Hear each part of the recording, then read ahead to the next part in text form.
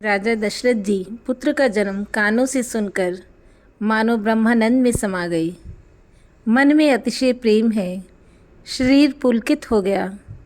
आनंद में अधीर हुई बुद्धि को धीरज देकर और प्रेम में शिथिल हुए शरीर को संभाल कर वे उठना चाहते हैं। जिनका नाम सुनने से ही कल्याण होता है, वही प्रभु मेरे घर आए हैं। यह सोचकर राजा का मन परम आनंद से पूर्ण हो गया।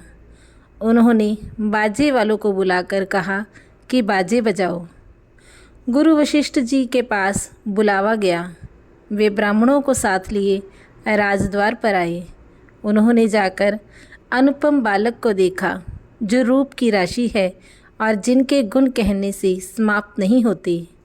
फिर राजा ने नांदीमुख श्राद्ध करके सब जात कर्म संस्कार आदि किए और ब्राह्मणों को सोना, गो, वस्त्र और मणियों का दान दिया। ध्वजा, पताका और तोरणों से नगर छा गया। जिस प्रकार से यह सजाया गया, उसका तो वर्णन ही नहीं हो सकता। आकाश से फूलों की वर्षा हो रही थी। सब लोग ब्रह्मानंद में मगन हैं। स्त्रियां झुंड की झुंड मिलाकर चली। स्वाभाविक श्रृंगार किए ही वे उठ दौड़ी। सोने का कलश लेकर और थालों में मंगल द्रव्य भरकर गाती हुई राजद्वार में प्रवेश करती हैं। वे आरती करके निछावर करती हैं और बार बार बच्चे के चरणों पर गिरती हैं। मागध सूत वंदीजन और गवैये रघुकुल के स्वामी के पवित्र गुणों का गान करते हैं। राजा ने सब किसी को भरपूर दान दिया।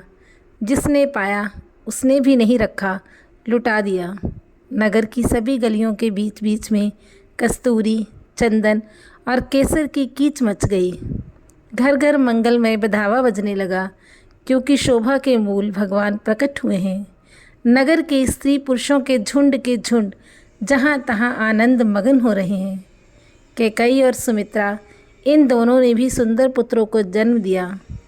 उस सुख, संपत्ति, समय और समाज का वर्णन सरस्वती और सर्पों के राजा शेष जी भी नहीं कर सकते। अवधपुरी इस प्रकार सुशोभित हो रही है, मानो रात्रि प्रभु ने मिलने आई हो, और सूर्य को देखकर मानो मन में सकचा गई हो। परंतु फिर भी मन में विचार कर वह मानो संध्या बनकर रह गई हो। अगर कि धूप का बहुत सा धुआं मानो संध्या का अंधकार है, और जो अबीर उड़ रहा है वह उसकी ललाई है। महलों में जो मणियों के समूह है, वह मानो तारागण है। राजमहल जो कलश है, वही मानो श्रेष्ठ चंद्रमा है। राजभवन में जो अति कोमल वाणी से वेद ध्वनि हो रही है, वही समय से समानुकूल सनी हुई पक्षियों की चहचहाहट है। यह कौतुक देखकर सूर्य भी अपनी चाल भूल गए। 1 महीना उन्होंने जाता हुआ न जाना, अर्थात उन्हें 1 महीना वहीं बीत गया। महीने भर दिन हो गया। इस रहस्य को कोई नहीं जानता। सूर्य अपने रथ सहित वहीं रुक गए।